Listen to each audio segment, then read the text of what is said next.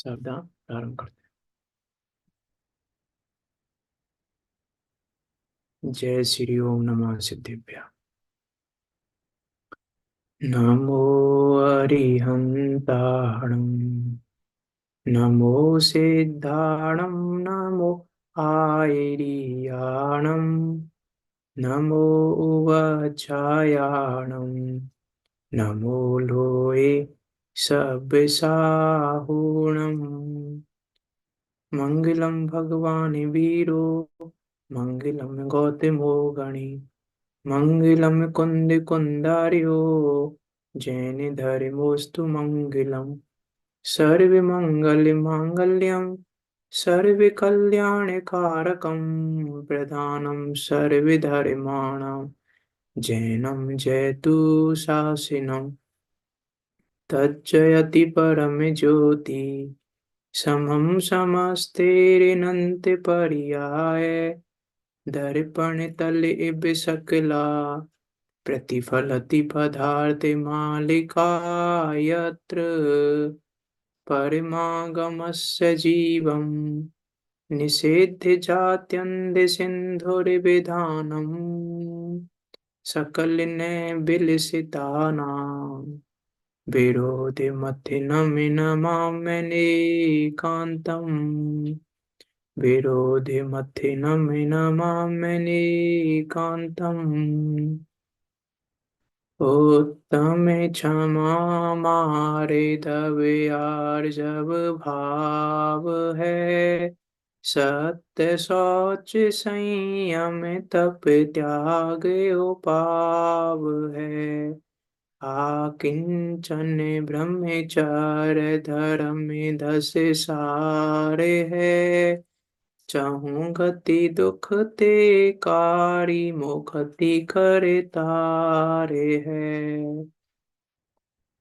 मोह महार पुजीत कर कामादिक रिपुजीत सर्व कर्म मल धोए के मेटी भव कीरीत। भाव सहित बंधने करूं प्रभु चित माहि बसाय तृप्त रहूं आनंद में जानन हारे जना। तृप्त रहूं आनंद में जानन हारे जना।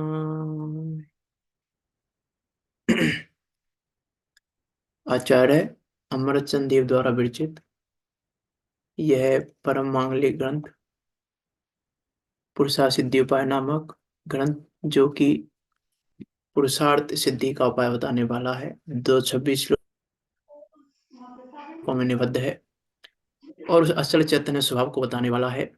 ऐसा ही अद्भुत व अनुपम ग्रंथ, इस पर हमारी चर्चा चल रही है। सम्यक ज्ञान अधिकार प्रारंभ हुआ है। आचार्य अमरचंद देव कह रहे हैं कि सम्यक दर्शन ग्रहण करने के बाद, अंगीकार करने के बाद सम्यक ज्ञान का सेवन करना चाहिए। किस प्रकार करना चाहिए उसका सेवन, उसकी यहाँ बात कह रहे हैं।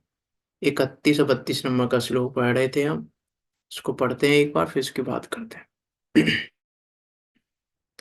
इत्याश्रित सम्यक्त्वा सम्यक् ज्ञानं निरुपयत्नेन आम्नाय युक्ति योग है समुपास्यं नित्यमात्महिते प्रखदाराधनमिष्टम् दर्शन सहभाविनोऽपि बोधस्य लक्षण भेदेन यतो नानात्वं संभवति नयो। क्या कह रहे हैं? संभवति यनयो, या नयो है वो, नयो नहीं है वहां पे। इत्याश्रित सम्यक्त्वे सम्यक ज्ञानम निरूप्य यत्नेन, इस प्रकार से सम्यत्व को अंगीकार, अन्य अर्थ पढ़ लेते हैं सीधा। इस प्रकार जिन्होंने सम्यत्व का आश्रय लिया है, ऐसे आत्महितकारी पुरुषों को सदैव जिनागम की परंपरा और युक्ति अर्थात प्रमाण के अनुयोग से विचार करके प्रयत्न पूर्वक सम्यक ज्ञान का भले प्रकार से सेवन करना योग्य है। सम्यक दर्शन के साथ ही उत्पन्न होने पर भी सम्यक ज्ञान का जुदा ही आराधन करना कल्याणकारी है, इष्ट है। क्यों? कारण कि इन दोनों में अर्थात सम्यक दर्शन और सम्यक ज्ञान में लक्षण के भेद से भिन्नता संभव है। दोनों अलग अलग हैं, इसलिए दोनों का अलग अलग प्रकार से सेवन करो, अलग अलग प्रकार से आराधना करो। सम्यक दर्शन की आराधना सम्यक दर्शन रूप से करो, सम्यक ज्ञान की आराधना सम्यक ज्ञान रूप से करो। इस प्रकार की बात यहाँ कह रहे हैं। इसकी टीका हमने पढ़ ली थी। जिस जिस प्रकार से जैसे बने तैसे। तीन शब्द क्या बताए थे कल, याद करने हैं जो? आप में से कोई बताएंगे? तीन शब्द क्या बताए थे जो हमें याद रखनी चाहिए?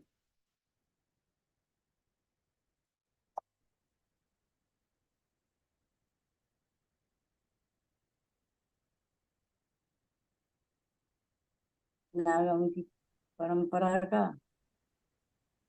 प्रमाण। तो ऐसे काम नहीं चलेगा। तीन शब्द बताए थे का, निरुप्य यत्नेन समुपास्यम। ये कहा था जिनेन्द्र देव के दर्शन करते समय तीन शब्द याद आनी चाहिए पहले। जिनवाणी पढ़ते समय, जिनवाणी खोलते समय पहले तीन शब्द याद आनी चाहिए। हम जिनेन्द्र देव का दर्शन निरुप्य यत्नेन समुपास्यम से कर रहे हैं कि नहीं कर रहे हैं?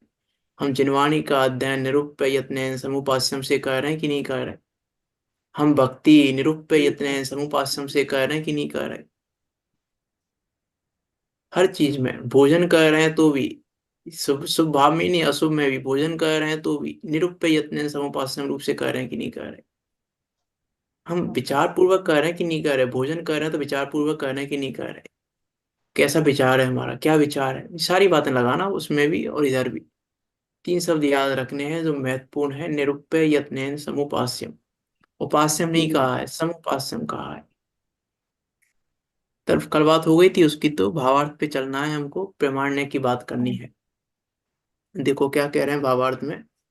जो पदार्थ का स्वरूप जिनागम की परंपरा से मिलता हो अर्थात निर्णय से मिलता हो, उसको प्रमाण और न्याय से अपने उपयोग में ठीक करे, यथावत जानने को ही सम्यक ज्ञान का सेवन करना कहा जाता है। उस प्रमाण न्याय का स्वरूप किंच किंचन मात्र लिखते हैं, थोड़ा सा लिखते हैं।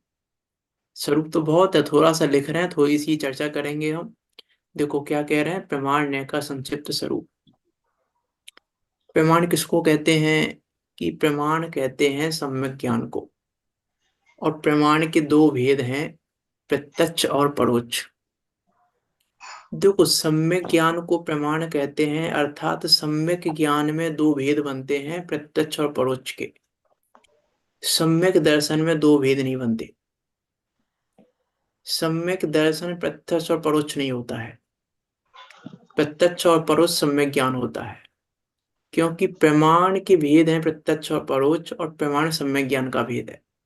सम्यक दर्शन तो प्रत्यक्ष रूपी है, उसमें प्रत्यक्ष परोक्ष के भेद नहीं है।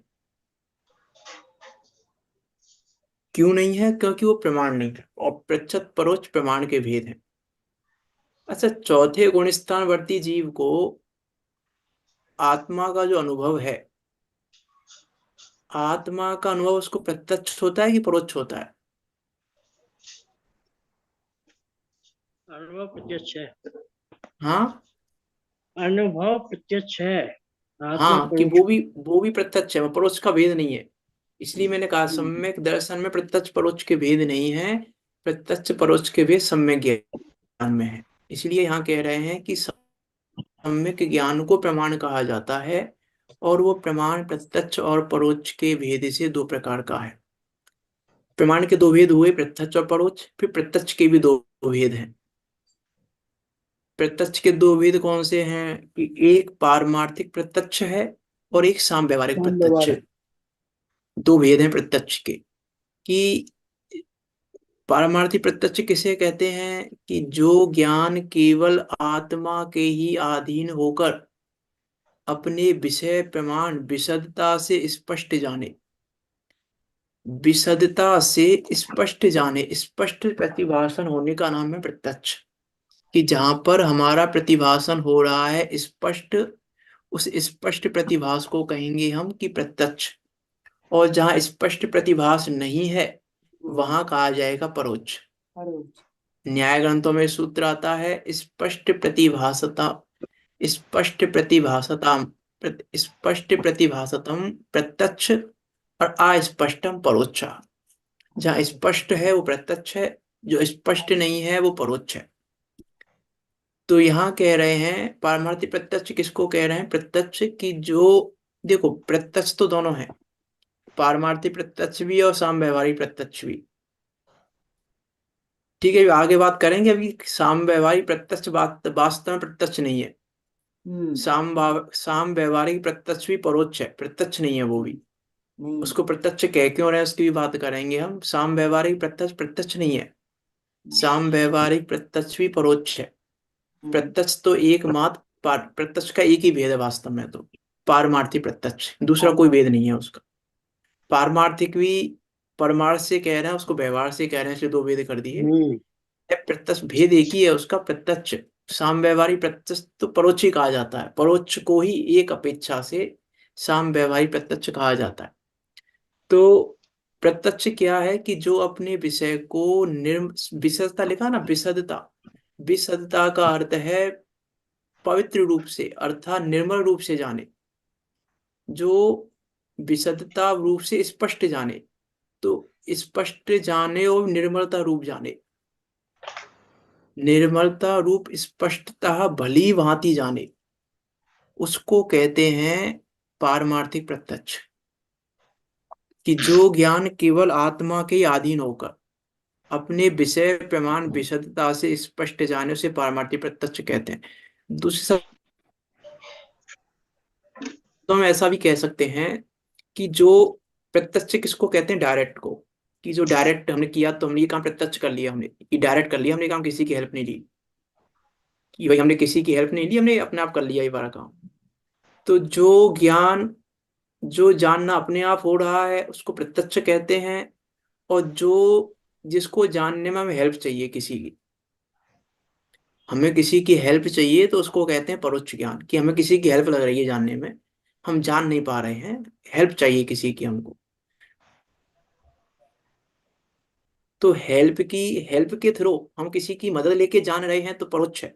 और हम अपने आप जान रहे हैं, हमें किसी की मदद की जरूरत नहीं है, तो प्रत्यक्ष है। जैसे हम यहाँ बैठे हैं और हमारे शहर में क्या हो रहा है, बाहर क्या हो रहा है, हम यहाँ बैठे हैं, हमारे कमरे के बाहर क्या हो रहा है, अब हम यहाँ बैठे बैठे जान लें, ये तो हो गया प्रत्यक्ष ज्ञान। और अब हम देख नहीं पा रहे बाहर, तो हम खिड़की में से देखेंगे, तो खिड़की में से देखेंगे अब हम बाहर क्या हो रहा है, तो अब हमें खिड़की की हेल्प चाहिए। अब हमको खिड़की की हेल्प लगेगी, बिना खिड़की की हेल्प से हम नहीं जान पा रहे, तो खिड़की के थ्रू जानना ये परोक्ष ज्ञान। और यहाँ बैठे बैठे जान लिया हमने, ये प्रत्यक्ष ज्ञान। हमको किसी की हेल्प नहीं चाहिए, खिड़की की हेल्प भी नहीं चाहिए, हमने जान लिया बाहर क्या हो रहा है, इसको कहते हैं प्रत्यक्ष और परोक्ष। तो जो ज्ञान केवल आत्मा के ही अधीन होकर, आत्मा की अधीन हो, किसी के अधीन नहीं है वो, अपने विषय प्रमाण विशदता से स्पष्ट जाने। विषय प्रमाण क्यों कह रहे हैं? क्योंकि पारमार्थिक प्रत्यक्ष के भी दो भेद करने हैं अभी उनको आगे। तो विषय प्रमाण विशदता से स्पष्ट जाने, उसे पारमार्थिक प्रत्यक्ष कहते हैं। अब पारमार्थिक प्रत्यक्ष के भी दो भेद हैं, है ना, याद रखना। याद होगा वैसे तो, ये तो आपको, प्रमाण के दो भेद हैं, प्रत्यक्ष परोक्ष। फिर प्रत्यक्ष के दो भेद हैं, पारमार्थिक और सामव्यवहारिक। फिर पारमार्थिक प्रत्यक्ष के भी दो भेद हैं, एक देश प्रत्यक्ष और सकल देश प्रत्यक्ष या सर्व प्रत्यक्ष कह दो। तो एक देश प्रत्यक्ष में अवधि ज्ञान और मने परिय ज्ञान है। कि अवधि ज्ञान और मने परिय ज्ञान एक देश प्रत्यक्ष है और केवल ज्ञान सर्व प्रत्यक्ष है। वो एक देश प्रत्यक्ष है, लेकिन देखो अवधि ज्ञान और मने परिय ज्ञान को सहायता चाहिए किसी की, कि भैया किसी के मन की बात जाननी है तो उसका मन तो होना चाहिए सामने, उसके मन के बिना कैसे जानेंगे उसके मन की बात? कि नहीं, उनको हेल्प नहीं चाहिए किसी की। अवधि ज्ञान मन परिय ज्ञान की किसी की हेल्प नहीं चाहिए, कि भाई वो रहे तो ही, कि वो उस उतनी जैसे अवधि ज्ञान है दिव्य क्षेत्र काल भाव की मर्यादा पूर्वक जान रहा है, उसको हेल्प नहीं चाहिए किसी की। अब जितनी मर्यादा है उतनी जान रहा है। विषय प्रमाण लिखा था ना ऊपर, विषय प्रमाण का अर्थ ये है कि भैया इसका विषय इतना ही है, अभी द्रव्य क्षेत्र काल भाव की जितनी मर्यादा है उतना विषय इसका प्रमाण है, उसके बाहर नहीं जा सकता, ये उसके बाहर का नहीं जान सकता। इतनी इसकी अभी अवधि ज्ञान की बात है, इतनी पराधीनता है, पराधीनता कहें उसको, पराधीनता भी कैसे कहें कि उसकी इतनी है अभी कि यह नहीं तो जान सकता है, उसके बाहर का नहीं जान सकता। केवल ज्ञान की अपेक्षा पराधीनता कह रहे हैं हम, कि केवल ज्ञान की अपेक्षा पराधीनता है अभी उसकी, ये विषय प्रमाण है कि उसका इतना ही विषय अभी प्रमाण कर सकता है, वो इसके बाहर के विषय को नहीं जान सकता। ऐसी मने पर यह ज्ञान में है कि भैया इतना ही जान सकता है, इसके बाहर का नहीं जान सकता। तो ये एक देश प्रत्यक्ष है। क्यों एक देश प्रत्यक्ष क्यों है? क्योंकि वो द्रव्य क्षेत्र काल, देखो एक देश प्रत्यक्ष कह क्यों रहे हैं उसको, एक देश प्रत्यक्ष कहने का रीजन मात्र इतना है कि वो वस्तु को सर्वांग नहीं जान रहा है, वस्तु को एक देश जान रहा है। एक देश इस अपेक्षा नहीं है कि कम जान रहा है, ये ध्यान रखना। एक देश और सर्व देश का, सर्व प्रत्यक्ष का अर्थ यहाँ पे कम या ज्यादा जानने से नहीं है। एक देश प्रत्यक्ष का अर्थ है कि अवधि ज्ञान और मनः पर्यय ज्ञान में वो वस्तु को एक देश जान रहा है। क्योंकि वस्तु को सर्व प्रकार से तो केवल ज्ञान में जाना जा सकता है, उसके पहले वस्तु को एक देश से जाना जाएगा। और प्रत्यक्ष क्यों कह रहे हैं? क्योंकि किसी की हेल्प नहीं ले रहा है। एक देश इसलिए कह रहे हैं कि एक देश जान रहा है, और प्रत्यक्ष इसलिए कह रहे हैं किसी की हेल्प नहीं ले रहा है, वो अपने आप हो रहा है, अपनी आत्मा के अकॉर्डिंग हो रहा है, किसी की हेल्प नहीं चाहिए उसको।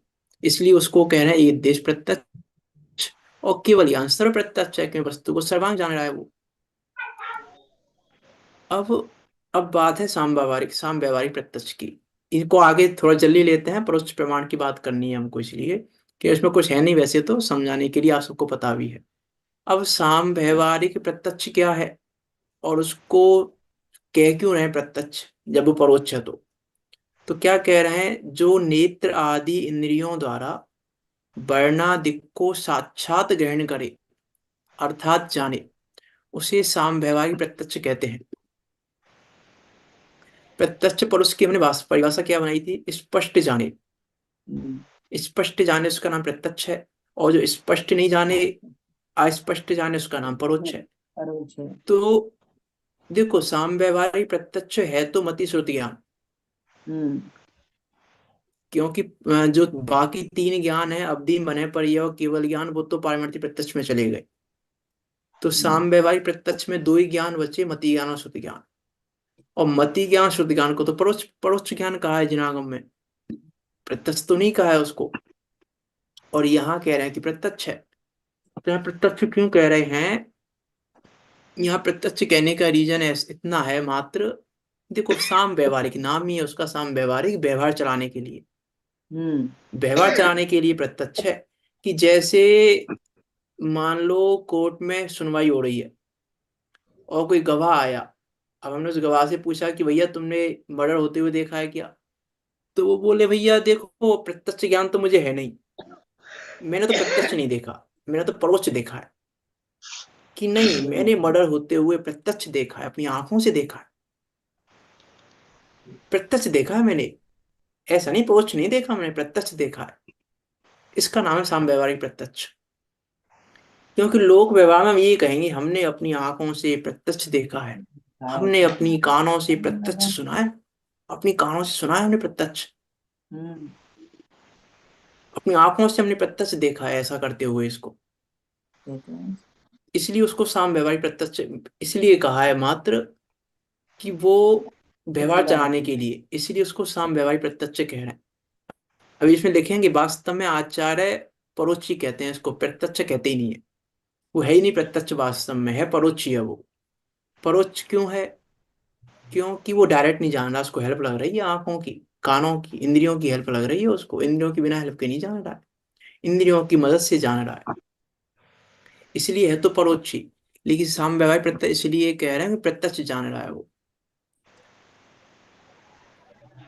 देखो क्या कह रहे हैं, जो नेत्र आदि इंद्रियों द्वारा वर्णादि को साक्षात ग्रहण करे, साक्षात ग्रहण कर रहा है वो। कि इस कुर्ते का क्या कलर है? कि सफेद है, प्रत्यक्ष दिख रहा है हमको, ये प्रत्यक्ष है। अब ऐसा कोई ना है कि ये सफेद नहीं है और हमको सफेद दिख रहा हो, कि नहीं सफेद है इसलिए सफेद दिख रहा है। सफेद है इसलिए सफेद दिख रहा है, प्रत्यक्ष दिख रहा है हमको सफेद है। साक्षात सफेद दिख रहा है हमको, ये सफेद है और हमको साक्षात सफेद दिख रहा है। इसका नाम है साम्यवादी प्रत्यक्ष। परमार्थ से यह जानना परोक्ष ही है। परमार्थ से तो परोक्ष ही है, ये प्रत्यक्ष नहीं है, इसको प्रत्यक्ष कह भी नहीं सकते हम। क्यों? अब ये परोक्ष क्यों है? क्योंकि परोक्ष की परिभाषा क्या बनाई थी? स्पष्ट जाने उसका नाम प्रत्यक्ष, और जो स्पष्ट ना जाने उसका नाम परोक्ष। तो ये स्पष्ट नहीं जानता, ये स्पष्ट नहीं जानता। स्पष्ट जानता तो उसको प्रत्यक्ष कहते हैं हम। स्पष्ट नहीं जान रहा है कि अरे ये कुर्ता सफेद नहीं है क्या? सफेद है ना, स्पष्ट दिख तो रहा है हमको। ये कुर्ता सफेद है कि नहीं है? ये कुर्ता सफेद दिख रहा है आपको, सफेद है कि नहीं जो मैंने पहना हुआ है? इंद्रियों से जान रहे हैं ना हम। नहीं, स्पष्ट की बात हो रही है यहाँ, स्पष्ट जान है ना सफेद है ये। इंद्रियों से दूसरे जानना की उसकी बात सहायता नहीं कह से रहा हूं मैं जानते अभी। मैं हैं। स्पष्ट की बात कह रहा हूँ। क्योंकि प्रत्यक्ष परोक्ष की परिभाषा स्पष्ट के आधार से है। तो स्पष्ट नहीं जान रहे कि हम सफेद है ये? कुछ और है क्या? ये सफेद नहीं है क्या? कि सफेद ही है ये तो? स्पष्ट जान है कि नहीं? स्पष्ट नहीं जान रहे हम। क्यों? क्योंकि हमको लग रहा है ये सफेद है, लेकिन इसमें अभी भी गंदगी मौजूद है। ये सफेद नहीं है। अभी इसको पानी में डालो, पानी गंदा हो जाएगा। हम्म। कुर्ते को अभी पानी में डालो, अभी धो के निकाला है हमने, आज ही धोया है हमने, अभी पहना है जस्ट धो के। तो सफेद है ना? तो भी सफेद नहीं है वो, तो भी उसमें गंदगी है। पानी में मलिनता डालो का दोबारा दोबारा, पानी गंदा हो जाएगा। हमको गंदगी कहाँ दिख रही मलिनता का है? मिश्रण है। हाँ। मलिनता का मिश्रण है। हाँ, तो हमको स्पष्ट नहीं दिख रहा, ये कहना चाह रहा हूं मैं। हमको लग रहा है स्पष्ट दिख रहा है हमको सफेद, लेकिन स्पष्ट दिख ही नहीं पा रहे हम, हमें वो दिख ही नहीं रही है। मलिनता तो दिख ही नहीं रही है हमें, हमें सफेद पना दिख रहा है बस। इसीलिए वो स्पष्ट जानना नहीं है। इसीलिए इसको स्पष्ट जानना नहीं कहते, इसीलिए इसको परोक्ष ही कहा जाता है, प्रत्यक्ष नहीं कहा जाता। इसलिए यहाँ कह रहे हैं परमार्थ से यह जानना परोक्ष ही है, कारण कि स्पष्ट जानपना नहीं है। इसका उदाहरण भी दे रहे हैं वो, जो मैंने दिया अभी वही उदाहरण दे रहे हैं यहाँ पे। जैसे आंख से किसी वस्तु को सफेद जाना, वरना उसमें मलिनता का उसमें मलिनता का भी मिश्रण है। कि अरे हमने आज सुबह शर्ट पहनी, हमें तो गंदी नहीं दिख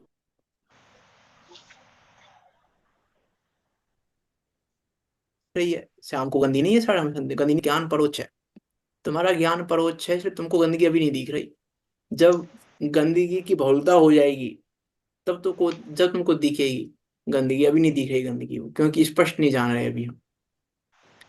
तो जैसे आंख से किसी वस्तु को सफेद जानना, उसमें मलिनता का ही मिश्रण है। अरे इस कुर्ते में कुछ अंश सफेद रूप हैं, कुछ अंश मलिन रूप हैं। अब हम अंशों को लग रहा नहीं देख पा रहे।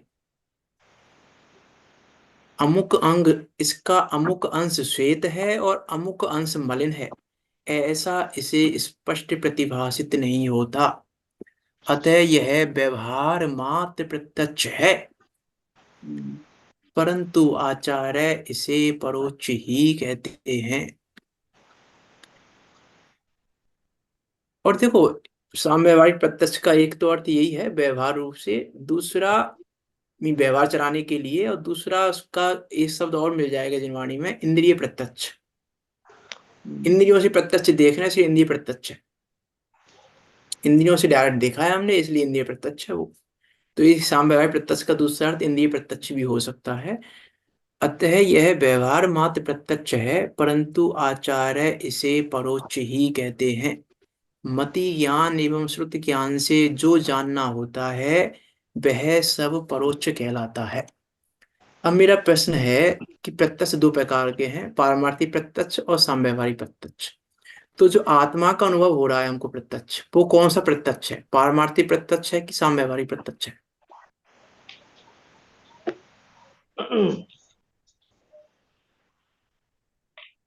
आत्मा के हमको द्वारा जो स्पष्ट हमको जान रहे नहीं हैं, हो तो सकता। परमात्मा प्रत्यक्ष है। आत्मा के द्वारा जो स्पष्ट जान रहे हैं वो तो पारमार्थिक प्रत्यक्ष पारमार्थिक पारमार्थिक प्रत्यक्ष है। आत्मा को पारमार्थिक अंदर प्रत्यक्ष से है। जानते पारमार्थिक प्रत्यक्ष है। पारमार्थिक प्रत्यक्ष कहाँ पढ़ा है आपने कि पारमार्थिक प्रत्यक्ष है? आपने आत्मा का अनुभव पारमार्थिक प्रत्यक्ष होता है। अरे आत्मा का अनुभव केवल ज्ञान में है पारमार्थिक प्रत्यक्ष। चौथे गुण नहीं, स्थान में केवल पारमार्थिक ज्ञान है, केवल ज्ञान है पारमार्थिक प्रत्यक्ष। चौथे गुण स्थान में आत्मा का अनुभव है तो प्रत्यक्ष, लेकिन वो पारमार्थिक प्रत्यक्ष नहीं है और नहीं है। साम्यवायिक प्रत्यक्ष भी नहीं है। गजब की बात यह है, दोनों ही प्रत्यक्ष नहीं है वो। शुद्ध ज्ञान के द्वारा हो रहा है वो तो। वो पारमार्थिक प्रत्यक्ष भी नहीं है और साम्यवायिक प्रत्यक्ष भी नहीं है। केवल कौन सा ज्ञान में तो प्रत्यक्ष है? इनके प्रत्यक्ष तो दो ही है। आकार दिखाई देते हैं। हाँ, केवल ज्ञान में तो प्रदेश आदि दिखाई देते हैं, हाँ। परंतु अनुभव में तो आत्मा पूरा ही आता है। तो यहाँ अनुभव का नाम पारमार्थिक प्रत्यक्ष नहीं है, ये कह रहा हूं मैं। अनुभव प्रत्यक्ष है वो, पारमार्थिक प्रत्यक्ष भी नहीं है और साम्यवहारिक प्रत्यक्ष भी नहीं है। वो अनुभव प्रत्यक्ष है। मात्र इतना इतना है कि हम मिस्री को जान तो परोक्ष ही रहे हैं, ऐसे ही हम आत्मा को जान तो परोक्ष ही रहे हैं, लेकिन जीभ पर रखने पर उसका जो स्वाद आ रहा है हमें, वो स्वाद प्रत्यक्ष है बस। मिस्री प्रत्यक्ष नहीं है। आत्मा प्रत्यक्ष नहीं जानी है हमने। हमने आत्मा परोक्ष ही जानी है। आत्मा को प्रत्यक्ष नहीं जाना है हमने आत्म अनुभव के काल में। आत्म अनुभव के काल में हमने आत्मा को प्रत्यक्ष नहीं जाना है, नहीं जाना, मात्र उसका वो ज्ञातापने का स्वाद। जैसे मिश्री है ना, तो मिश्री को जाना तो परोक्ष है, लेकिन जीवा पे रखने पे जो उसका स्वाद आया है, जो उसका मिठासपन आया है, वो प्रत्यक्ष है बस। मिश्री प्रत्यक्ष नहीं है। हाँ, अनुभव प्रत्यक्ष हुआ, अनुभव हाँ, प्रत्यक्ष इसलिए मैं कह रहा हूँ वो पारमार्थिक प्रत्यक्ष भी नहीं है और साम्यवायिक प्रत्यक्ष भी नहीं है। वो तीसरा है। वो यहाँ प्रत्यक्ष के वेदों में नहीं है। नहीं। मैंने बात इसलिए कर दी माइंड में रहे, यहाँ प्रत्यक्ष के वेद में है ही, वो प्रमाण की बात ही नहीं है। यहाँ तो हम बात प्रमाण की कर रहे हैं, और वो अनुभव प्रमाण का विषय नहीं है। प्रमाण का विषय नहीं है, अर्थात प्रमाण का विषय क्यों नहीं है वो? आप में इसके जवाब देगा, प्रमाण का विषय क्यों नहीं है वो? तो अनुभव प्रत्यक्ष है ना वो तो। आत्मा का अनुभव प्रमाण का विषय क्यों नहीं है? आत्मा का अनुभव है ना, अनुभव से है वो तो। नहीं, प्रमाण का विषय क्यों नहीं है वो? प्रमाण के दो ही है ना, प्रत्यक्ष और प्रत्यक्ष और परोक्ष दो वेद होते हैं। नहीं, दो तो होते हैं, लेकिन वो आत्मा का अनुभव प्रत्यक्ष, ये प्रमाण का विषय क्यों नहीं है? प्रत्यक्ष परोक्ष का विषय क्यों नहीं है वो? प्रत्यक्ष परोक्ष का विषय नहीं है, इसलिए अलग ही प्रत्यक्ष है वो। क्यों है, मैं ये पूछ रहा हूँ, क्यों है? उत्तर दे चुका हूँ, इसलिए पूछ रहा हूँ। आज की क्लास में उत्तर दिया है मैंने, स्टार्ट किया था तभी उत्तर दिया था। क्योंकि सम्यक दर्शन में भेद नहीं होते प्रत्यक्ष परोक्ष के। उत्तर तो ये भी ठीक नहीं है वैसे। सम्यक दर्शन में प्रत्यक्ष परोक्ष के भेद नहीं होते, सही नहीं है ये भी। क्योंकि देखो, मैंने स्टार्टिंग में कहा था प्रमाण सम्यक ज्ञान में होता है बस, सम्यक दर्शन में प्रमाण होता ही नहीं है। प्रमाण सम्यक ज्ञान का नाम है, सम्यक दर्शन का नाम प्रमाण नहीं है। नहीं। सम्यक दर्शन में तो प्रमाण बनता ही नहीं है, प्रत्यक्ष परोक्ष आदि के भेद बनते ही नहीं है, वो प्रमाण के भेद है, और प्रमाण सम्यक ज्ञान में होता है, सम्यक दर्शन में नहीं होता। और जो आत्म अनुभव है वो सम्यक दर्शन की बात है, इसलिए मैं प्रमाण की बात ही नहीं है। इसीलिए वहां ना पारमार्थिक प्रत्यक्ष की बात है और ना साम्यवहारिक प्रत्यक्ष की बात है, वहां तो मात्र अनुभव प्रत्यक्ष है।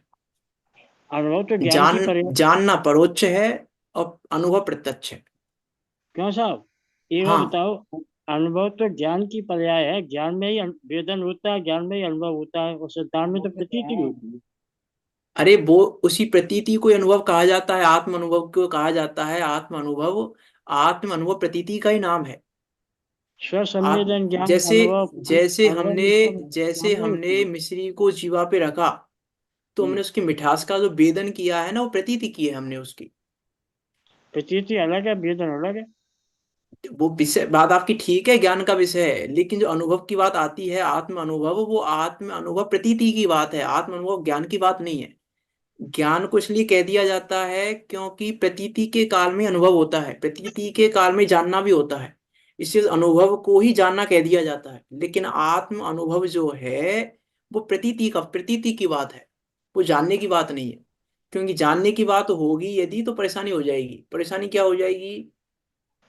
क्योंकि अनुभव प्रत्यक्ष तो है लेकिन परोक्ष जान तो परोक्ष रहे हैं हम, और अनुभव प्रत्यक्ष हो रहा है। अब यदि तुम अनुभव को जानने का कहोगे तो फिर हमको आत्मा का अनुभव परोक्ष कहना पड़ेगा कि अनुभव परोक्ष है, वो हमने परोक्ष जाना है, आत्मा को प्रत्यक्ष हमने अनुभव ही नहीं किया प्रत्यक्ष। हाँ ये तो फिर ठीक है, आत्मा का प्रत्यक्ष अनुभव नहीं हो पाएगा। अनुभव को क्योंकि तो प्रत्यक्ष कहा है हाँ टूर्नामेंट के क्योंकि सामने। हाँ इसलिए मैं कह रहा हूँ, क्योंकि हम उस समय आत्मा को जान तो परोक्ष ही रहे हैं, क्योंकि मति श्रुति ज्ञान का विषय परोक्ष ही है, और हमने आत्मा को मति श्रुति ज्ञान से ही जाना है। अभी भेद आएंगे परोक्ष प्रमाण के, तब हम बात करेंगे उसकी भी। हमने मति श्रुति ज्ञान से आत्मा को जाना है, इसलिए हमने आत्मा को प्रत्यक्ष नहीं जाना है। आत्मा प्रत्यक्ष हमारे ज्ञान में नहीं आ सकती। अवधि ज्ञान मन परिज्ञान में तो आ भी सकती है एक देश, लेकिन हमारे ज्ञान में तो नहीं आ सकती प्रत्यक्ष। हम अवधि परोक्ष मन ही पर्याय जानेंगे का आत्मा विषय, को। अवधि मन पर्याय का विषय ही नहीं है आत्मा। हाँ अवधि मन प्रज्ञान का विषय नहीं है, सही बात है, वो भी केवल ज्ञान में ही आएगी प्रत्यक्ष तो। अब मति श्रुति ज्ञान में जब मीन्स इसका मतलब 12वें गुण स्थान तक आत्मा परोक्ष ही जानी जाती है, लेकिन अनुभव प्रत्यक्ष किया जाता है। सही। तो अब ठीक अनुभव है। और जानने में अंतर ये है। हर्जी देखो, हर्जी का अर्थ नहीं है अनुभव का। अनुभव का अर्थ यहाँ प्रतीति है, वेदन का अर्थ यहाँ प्रतीति है, और वेदन कह रहा है वो आत्मा का, अनुभव कह रहा है आत्मा का। जान तो परोक्ष रहा है लेकिन प्रत्यक्ष वेदन कह रहा है, प्रत्यक्ष अनुभव कह रहा है उसको। रहस्यपूर्ण चिट्ठी में खुलासा है इसका, ये आप उसमें प्रकाश जी में पढ़ोगे तो रहस्यपूर्ण चिट्ठी में पंडित टोडरमल जी ने एग्जाम ये प्रत्यक्ष परोक्ष के अनुभव के कारण प्रत्यक्ष परोक्ष की बातें की है वहां पे, कि भैया अनुभव को पारमार्थिक प्रत्यक्ष क्यों नहीं कह रहे हो, और पारमार्थिक प्रत्यक्ष नहीं कह रहे हो तो साम्यवाय प्रत्यक्ष क्यों नहीं कह रहे हो। तो वहां पे इसकी बात की है उन्होंने, पारमार्थिक प्रत्यक्ष क्यों नहीं कह रहे, अनुभव अनुभव प्रत्यक्ष क्या है, वहां पे उसकी भी बात की है उन्होंने अनुभव। क्योंकि प्रश्न उठाया कि जिनागम में तो कहा है कि आत्मा को प्रत्यक्ष जानते हैं, तो कहा कि भैया प्रत्यक्ष जानते हैं लेकिन ये वाला प्रत्यक्ष नहीं जानते, अनुभव प्रत्यक्ष है वो मात्र, जानना प्रत्यक्ष नहीं है, जानना परोक्ष है। तो वहां देख लेना ठीक। उसको, वहां पे वहां नहीं का नहीं ऐसा रहस्यपूर्ण ही है, चिट्ठी में हाँ, है, ऐसा ही है, ऐसा ही है। तो वो वहां से ठीक है। देखना भी। हम आगे बढ़ते हैं यहाँ नहीं, पे। बात सही है। मति ज्ञान एवं श्रुति ज्ञान से जो जानना होता है वह सब परोक्ष ही कहलाता है, सब परोक्ष है वो। अब परोक्ष प्रमाण के 5 भेद हैं। जो ज्ञान अपने विषय को स्पष्ट ना जाने उसे परोक्ष प्रमाण कहते हैं। अब देखो, परोक्ष प्रमाण है मति ज्ञान और श्रुत ज्ञान। अब मति ज्ञान और श्रुत ज्ञान एक प्रोसेस है इनकी जानने की। मीन्स मति ज्ञान और श्रुति ज्ञान किस प्रकार से जानते हैं, वो उनकी एक प्रोसेस है, और उस प्रोसेस में ये 5 भेद घटित होते हैं। 5 भेद कौन कौन से हैं? स्मृति, प्रत्यब्धि ज्ञान, तर्क, अनुमान और आगम। ये 5 वेद हैं परोक्ष प्रमाण के भेद। अब देखो, परोक्ष परोक्ष ज्ञान किसे कहते हैं? किसे कहते हैं परोक्ष ज्ञान? जो इंद्रिय मन से होता है उसको परोक्ष ज्ञान कहते हैं। हाँ, स्पष्ट नहीं जाने, स्पष्ट नहीं जाने। नहीं मतीय प्रत्यक्ष नहीं श्रुति जाने ज्ञान तो ठीक है, जो परोक्ष ज्ञान इंद्रिय कहते और हैं, मन से जाने उसको कहते उसे हैं परोक्ष परोक्ष ज्ञान। ज्ञान। हाँ। 2 बार परिभाषा बोली है मैंने, तीसरी बार बोल रहा हूँ परिभाषा। जो इंद्रिय और मन से जाने उसे परोक्ष ज्ञान कहते हैं या नहीं? कहते हैं कहते हैं। कहते हैं। मैंने 3 बार परिभाषा बोली, आपने मैंने इस 3 बार आपने ध्यान नहीं दिया है। कहते हैं कहते हैं। विचार ये निरुप्य यत्न समुपास्यम नहीं है। एक बार और बोलता हूँ परिभाषा में, जो इंद्रिय और मन से जाने, कुछ मिसिंग है इसमें, अब वो मिसिंग को पकड़ो आप। जो इंद्रिय और मन से जाने उसे परोक्ष ज्ञान कहते हैं। इंद्रिय मन के द्वारा सहायता। मन की सहायता से। हाँ, सहायता मात्र है, निमित्त मात्र है इंद्रिय और मन, जानता तो वो अपने ज्ञान से ही है। ज्ञान से है। इंद्रिय मन से नहीं जानता, इंद्रिय मन नहीं जानते हैं। इंद्रिय मन में आएंगे सहायता या सहयोग लिखा भी तो गुण में आएंगे निमित्त मात्र हैं इंद्रिय और मन, वहां पर भी निमित्त मात्र हैं। वहां पर भी उपादान तो अपना ज्ञान ही है। इंद्रिय और मन तो निमित्त मात्र है। इंद्रिय और मन की सहायता से, इंद्रिय और मन के निमित्त से जाने, इंद्रिय मन के निमित्त से शब्द भी आता है और सहायता शब्द भी आता है कि सहायता से जान रहा है। जान तो लेकिन आत्मा ही रहा है, अपने ज्ञान से ही जान रहा है वो, इंद्रिय मन से नहीं जान रहा। क्यों क्यों मैंने परिभाषा पे इस शब्द पे जोर क्यों दिया? क्योंकि हम अभी यही मान रहे हैं कि हमारा ज्ञान इंद्रिय और मन से होता है। हम यही मान रहे हैं और यही हमारी बहुत बड़ी भूल है। छोटी मोटी भूल नहीं है। उस भूल को ध्यान दिलाने के लिए मैंने परिभाषा 4 बार रिपीट की। साम क्यों? व्यवहारिक है ना, ये साम व्यवहारिक, इंद्रियों के माध्यम से जानना साम व्यवहारिक है ये। अब मैं उसकी बात नहीं कह रहा हूँ साम व्यवहारिक की, मैं कह रहा हूँ हमको लग रहा है कि इंद्रिय और मन से जानते हैं। कहने में आता है व्यवहार से है, व्यवहार वचन है। अरे व्यवहार से भी इंद्रिय नहीं जानती। नहीं जानती है, पर उसमें उसमें आएंगे समाहित है, उसमें ज्ञान अरे मैं समाहित है। वही कह रहा हूँ। अरे हम संयोग में इंद्रिय फिर और हम मन बात है। कर रहे हैं। देखो बात मैं क्या कहना चाह रहा हूँ, हमको लग रहा है कि हम इंद्रियों से जान रहे हैं। नहीं नहीं, हमको लग रहा है कि हम इंद्रियों से जान रहे हैं, ये हमारा मिथ्यात्व है। हम इंद्रियों से नहीं जान रहे। इंद्रिय ज्ञान और से मन से जानने में कोई समर्थ नहीं है। इंद्रिय और मन से कोई नहीं जान सकता। ज्ञान से ही जान रहे हैं। सब अपने ज्ञान से ज्ञान से जानते ही हैं, जानते हैं। तभी तो इसमें अरे सम व्यवहार हमारे लिखा है। जानने की प्रोसेस और सिद्धों के जानने की प्रोसेस में कोई अंतर नहीं है। वह निमित्त मात्र है। मैंने कहा था, इसलिए एग्जांपल दिया था मैंने पहले कि कमरे के बाहर क्या हो रहा है यहाँ बैठे बैठे जान लिया, वो प्रत्यक्ष है। और जब हमको यहाँ से जान नहीं पा रहे हम, तो हमने खिड़की से देखा। तो खिड़की से देखा तो खिड़की ने देखा कि मैंने देखा? मैंने देखा, तो लेकिन तुमने तो हमको क्या लग रहा है? खिड़की से देखा, खिड़की खिड़की देख रही है। हमको ये लग रहा है यहाँ पे कि वो इंद्रिय और मन तो खिड़की की जगह पे है। हम्म। वो इंद्रिय और मन तो खिड़की की जगह पर खिड़की की हैं। जगह है। जान तो ज्ञान अपने से ही रहा है। मैं देख तो मैं ही रहा हूँ वहां पे भी, वहां खिड़की नहीं देख रही है। सब कुछ लगता है। लेकिन खिड़की निमित्त मात्र है। खिड़की के निमित्त से देख रहे हैं हम, खिड़की की सहायता से देख रहे हैं हम, ऐसे देख नहीं पा रहे थे हम। मन और इंद्रियां से। हमारे ज्ञानावरण इतना था कि हमारी इतनी मजबूरी थी कि हम देख नहीं पा रहे थे ऐसे। तो हमने खिड़की की सहायता ली।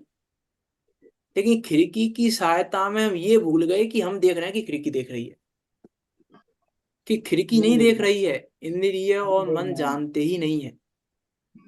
इंद्रिय मन जानने लग जाए तो बहुत बड़ी परेशानी खड़ी हो जाएगी। हम्म। फिर तो हमें पुद्गल को ज्ञानवान कहना पड़ जाएगा। इंद्रिय मन जानने लग जाए तो इंद्रिय मन तो पुद्गल रूप है। इंद्रिय मन नहीं जानते। अब परेशानी क्या है? हमने निमित्त थे तो वो निमित्त इंद्रिय और मन, और हमने इंद्रिय और मन को उपादान मान लिया कि हम तो नहीं मानते उपादान। हम तो नहीं मानते उपादान, हम नहीं मानते ना उपादान, हम तो निमित्त ही मानते हैं, हम तो उपादान नहीं मानते। कि हम उपादान ही मानते हैं। हमको लगता है अभी आंख नहीं होगी तो फिर हम कैसे जानेंगे, कैसे देखेंगे? हम आंख नहीं होगी तो। भैया हमारी तो यही भावना है, समाधि मरण के कम समय हमारे आंख कान बराबर रहें, हमारे आंख कान व्यवस्थित रहें।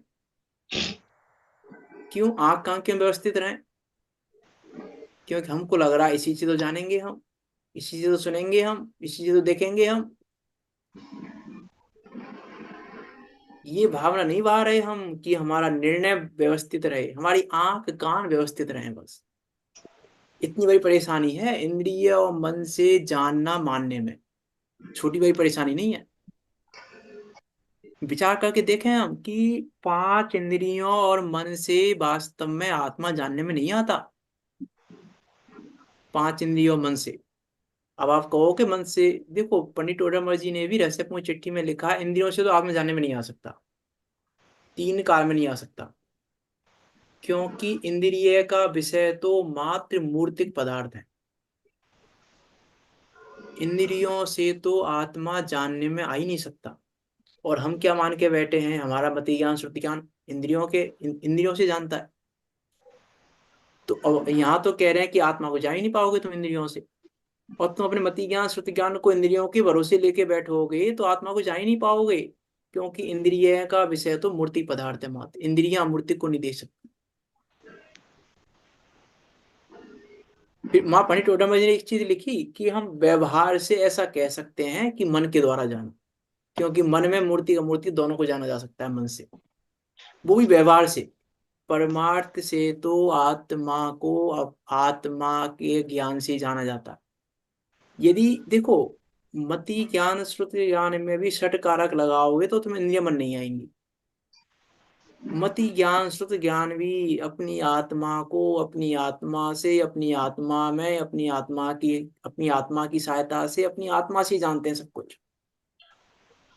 ये षट कारक लगाओगे मति ज्ञान श्रुति ज्ञान में, षट कारक इंद्रियों का नहीं लगेगा, षट कारक आत्मा का लगेगा, अपने ज्ञान का लगेगा षट कारक, इंद्रिय मन का नहीं लगेगा षट कारक भी। तो फिर हम जब षट कारक नहीं है, इंद्रिय मन तो पुद्गल है। अरे इंद्रिय और मन का तो अत्यंत अभाव है मेरे ज्ञान में और इंद्रिय मन में। अब जिनमें अत्यंत अभाव है हम उसमें मान के बैठे हैं इससे जान रहे हैं, हम इससे जान रहे हैं, ये परेशानी है हमारी, मिथ्यात्व है ये हमारा। विचार करके देखें हम क्या मान रहे हैं। अरे ये तो इंद्रिय और मन से जानता है, ये तो मिलिच्छ भाषा है, वास्तव में व्यवहार भाषा है, परमार्थ भाषा नहीं है ये। परमार्थ भाषा तो ये है कि मति ज्ञान श्रुति ज्ञान भी अपने ज्ञान से जानता है, ये परमार्थ है। ये तो व्यवहार है, हमने निमित्त को मुख्य करके बात की है। इंद्रिय और मन की सहायता से जानता है, ये कथन तो निमित्त की मुख्यता से कथन है, उपादान की मुख्यता कहाँ जाएगी फिर। हमने निमित्त की मुख्यता के कथन को ये पढ़ लिया कि अरे पंडित ओडामा जी ने तो लिखा है मति ज्ञान की पराधीन प्रवृत्ति, मति ज्ञान इतना पराधीन है कि वो केवल ज्ञान की अपेक्षा तेरी पराधीनता दिखाने के लिए बताया है कि तेरा ज्ञान देखो कितना पराधीन है, तेरा ज्ञान देखो इसकी बिना नहीं जान सकता, इसकी बिना, वो पराधीनता बताने के लिए कि तुझे पराधीनता दिखानी थी कि भैया देखो तेरा ज्ञान कितना सा है। अभी तो किसी ज्ञान पे अहंकार कर रहा है, किसी ज्ञान पे क्या कर रहा है, वो तो पराधीनता दिखाने के लिए थी, तुझे दुख दिखाने के लिए थे कि देख संसार में कितने दुख हैं, तू मति ज्ञान श्रुति ज्ञान के भरोसे बैठा, कितना दुख है यहाँ पे। वो तो सब ये बताने के लिए था। पराधीन प्रवृत्ति बता के ये नहीं बता रहे पंडित टोडामा जी की इंद्रिय मन की सहायता से हो रहा है, इंद्रिय मन से हो रहा है, सहायता मात्र है, निमित्त मात्र है इंद्रियां और मन। इसका हम विचार करें, परोक्ष परोक्ष कहलाता है, तो परोक्ष किस प्रकार से कह रहा। अरे पराधीन प्रवृत्ति कही ना, जैसे मति ज्ञान शुद्ध ज्ञान की पराधीन प्रवृत्ति कही, तो उसके दो प्रयोजन है। एक प्रयोजन तो मैंने बता ही दिया, दूसरा प्रयोजन ये है बताने का कि अभी हमको इंद्रियों का संयोग है, उन इंद्रियों के संयोग का ज्ञान कराने के लिए निमित्त को मुख्य करके ये कहा जाता है कि इंद्रिय मन से ये जीव जानता है। मति ज्ञान श्रुति ज्ञान इंद्रिय मन से जानते हैं, ये बात तो इंद्रियों के संयोगों का ज्ञान कराने के लिए है कि अभी हमको इंद्रियों का संयोग है, अभी हमारा ज्ञान अतीन्द्रिय नहीं हुआ है। ये भी इस अपेक्षा है, इंद्रिय की अपेक्षा। ज्ञान तो वो अतीन्द्रिय ही है, ज्ञान तो जिस मति ज्ञान श्रुति ज्ञान भी इंद्रिय ज्ञान नहीं है वास्तव में, तो वास्तव में तो वो भी अतीन्द्रिय ज्ञान है। लेकिन अब इंद्रियों का ज्ञान कराने के लिए कहा जाता है कि इंद्रिय ज्ञान है तो वो अतीन्द्रिय ज्ञान ही वास्तव में, क्योंकि ज्ञान इंद्रिय नहीं होता, ज्ञान तो अतीन्द्रिय ही रहता है। विचार करना पड़ेगा हमें। देखो इंद्रियां ना व्यवहार से जानती हैं ना निश्चय से जानती हैं। ये भी मत सोचना कि भैया व्यवहार से तो हम इंद्रियों से जानते हैं, कि व्यवहार से भी हम ज्ञान से ही जानते हैं, निश्चय से भी हम ज्ञान से ही जानते हैं। बस व्यवहार में निमित्त का मुख्यपना करके ये कह दिया जाता है, कहा कहने मात्र, कथन मात्र है, इंद्रिय मन से जानते हैं, ये कथन मात्र है। परमार्थ से तो हम अपने ज्ञान से ही जानते हैं, आंखें नहीं होंगी तो भी जान लेंगे, आंखें अंधे भी जान लेते हैं। हमको क्या लग रहा है, देखो हमको ऐसा लग रहा है कि भैया आंख नहीं होंगे तो कैसे जानेंगे। इसका अर्थ है कि हमने अपनी आत्मा को पंगु मान लिया है। हमने अपनी आत्मा को कैसा मान लिया, ये तो ऐसा हो गया कि भैया बैसाखी होंगी तो ही चल पाएंगे, हम तो बिना बैसाखी कैसे चलेंगे। ये बैसाखी की तरह है, मात्र निमित्त मात्र है। हमको लग रहा है कि भैया हमारी आत्मा पंगु नहीं है, हमारी आत्मा में सामर्थ्य है जानने की, इसलिए जान रहे हैं। इंद्रिय और मन की ताकत नहीं है जो हमें जनवा दें। हमारी आत्मा की सामर्थ्य है, हमारी आत्मा पंगु नहीं है। हमारी आत्मा बैसाखी की जरूरत नहीं है, उसको लंगड़ी नहीं है हमारी आत्मा कि उसको जानने के लिए बैसाखियों की जरूरत पड़े, कि उसको जानने के लिए इंद्रिय मन की जरूरत पड़े। वास्तव में तो सामर्थ्य है इतनी जानने में, इसलिए जान रही है, इसलिए जानने में आ रहा है। हमको मति ज्ञान श्रुति ज्ञान के नाम पे इंद्रिय और मन याद आते हैं, आत्मा याद नहीं आती। हमें अपना ज्ञान याद नहीं आता, इसलिए मैंने बात की है इतनी कि हमको मति ज्ञान और श्रुति ज्ञान के नाम पर मात्र आत्मा याद नहीं आती, इंद्रिय मन याद आ जाते हैं कि इंद्रिय मन की सहायता से होता है।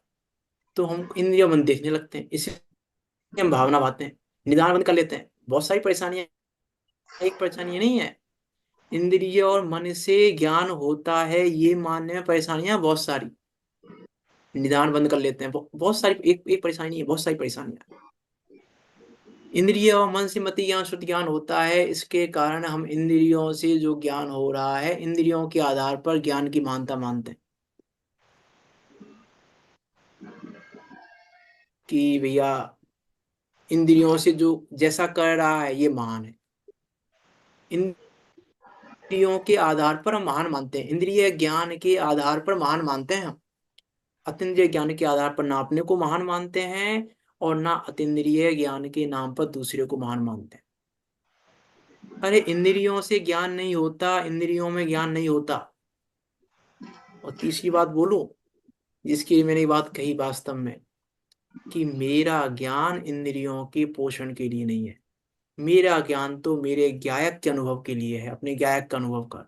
हम मति ज्ञान श्रुति ज्ञान के नाम पे ज्ञायक को तो भूल ही जाते हैं, इसलिए मैंने बात की है ये, क्योंकि अनुभव मति ज्ञान श्रुति ज्ञान से ही होना है। मति ज्ञान केवल ज्ञान में तो अनुभव करने नहीं जाओगे, अनुभव तो अभी करना पड़ेगा, और वो मति ज्ञान श्रुति ज्ञान के बिना नहीं होगा। और मति ज्ञान श्रुति ज्ञान में यदि हम इंद्रिय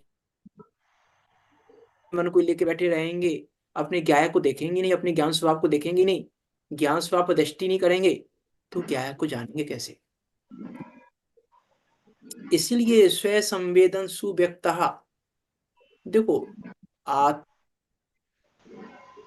माँ बाल आबाल गोपाल सभी को अनुभव में आ रहा है, हमारे अनुभव में क्यों नहीं आ रहा है?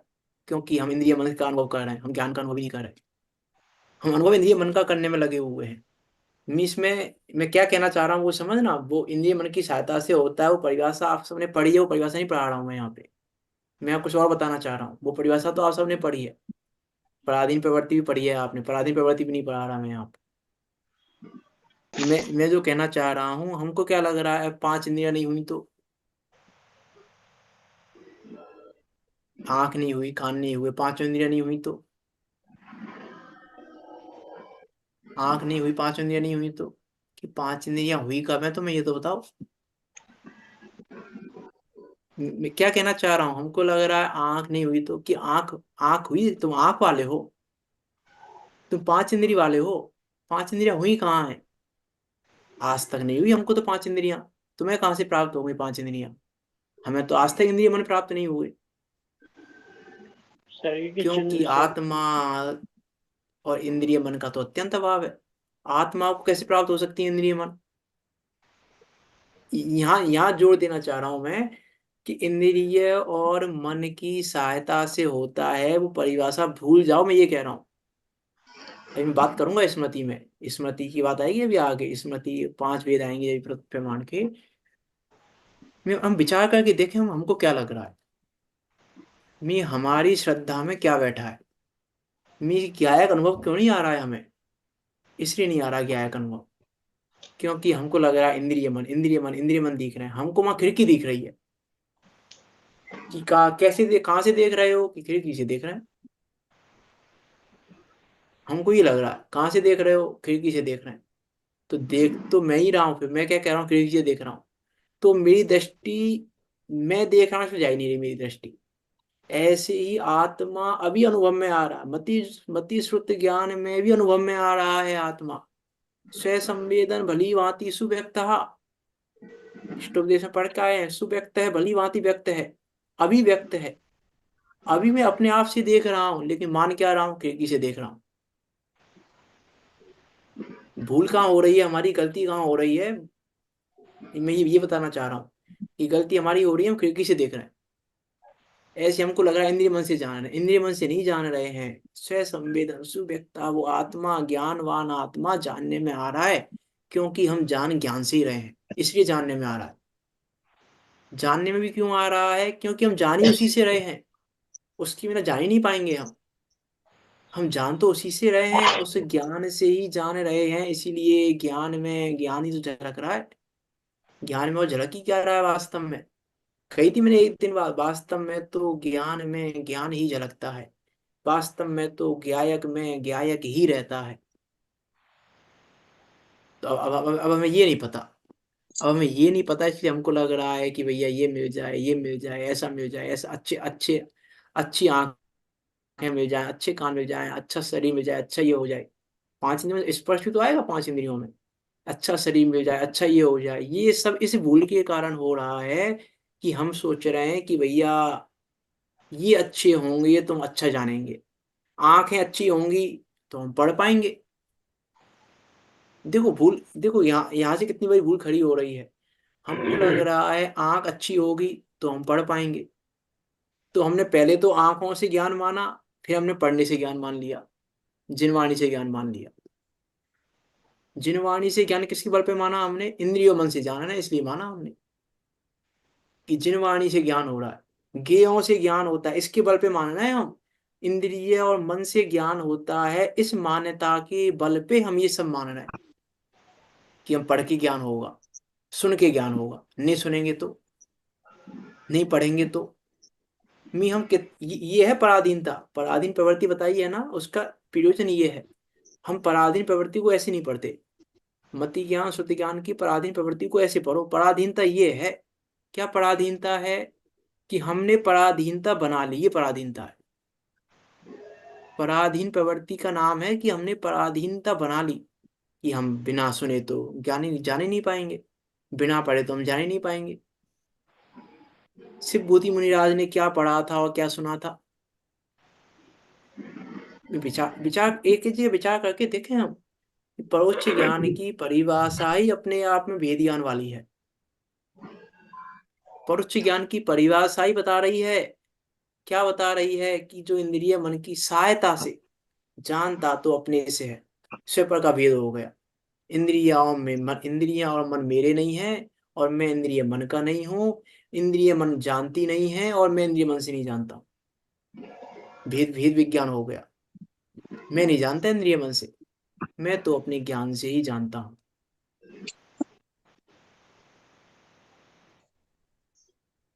किसी अंधे से पूछा,